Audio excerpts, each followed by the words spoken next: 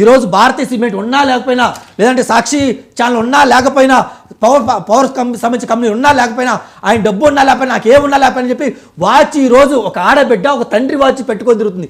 ఏ డిబేట్కి వెళ్ళినా, ఏ పొలిటికల్కి వచ్చినా అదే వాచ్ ఆమెకి ఇప్పటికీ స్టిల్ ఉంది సార్. మరి జగన్మోహన్ రెడ్డి గారు ఏ రోజు ఎందుకు అడగలేదు? కంపెనీలు అడిగారు తప్పించి ఏం చేశాడు సార్? రాజకీయ వారసత్వం తీసుకొని రాజశేఖర రెడ్డి గారు రాజకీయ వారసత్వం చేసి సారాయి అమ్ముకున్నారు సార్.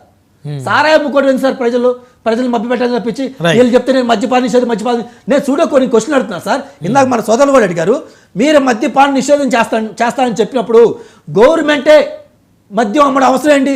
డైరెక్ట్గా వచ్చి నేను మద్యపాన నిషేధం చేస్తున్నాను, డన్ అయిపోయింది, తీసి పక్కన ఫైలు. రాజశేఖర రెడ్డి ఒక్క సంతకంతో రుణమాఫీ చేశారు, ఒక్క సంతకంతో ఫ్రీ కరెంట్ ఇచ్చారు, ఒక్క సంతకంతో ఫ్రీ ఇన్వెస్ట్మెంట్, ఒక్క సంతకంతో అంబులెన్స్ ఇచ్చారు.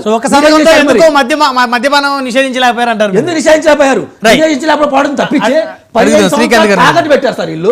ఈ దుర్మార్గులు తాగుబోతులు తాకట్టు పెట్టి డబ్బులు తీసుకున్నారంటే వీళ్ళు ఏమనాలి సార్? ఇంకా పాలేదు సార్, నాకు అర్థం కాదు.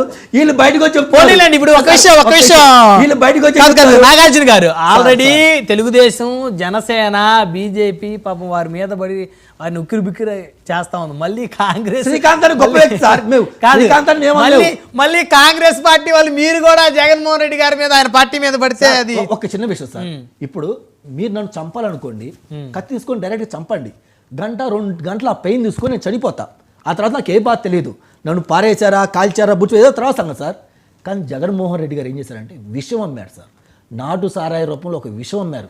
కనీసం నాటు సారాయన్న నయం సార్, తాగితే వెగటేస్తే వాడు అక్కడే చనిపోతాడు. కానీ జగన్మోహన్ రెడ్డి గారు అమ్మిన సారా ఏదైతే ఉందో అది కొంచెంగా బాడీలో ఉన్న ఊపిరితిత్తుల నుంచి ప్రతి తిని బాడీ మొత్తం వీక్ చేసింది సార్. అలాంటి అనారోగ్య స్థితిలో మనం వెళ్ళాం సార్. ఇది నాగార్జున గారు 1 by 1 మాట్లాడదాం. శ్రీకాంత్ గారు, నాగార్జున గారు, సాహెబ్ గారు అడిగిన ప్రశ్నలకి మరి సమాధానం చెప్తారా? నిజంగా నాగార్జున గారు ఇప్పుడు ఒక్కసారి ఆలోచించండి.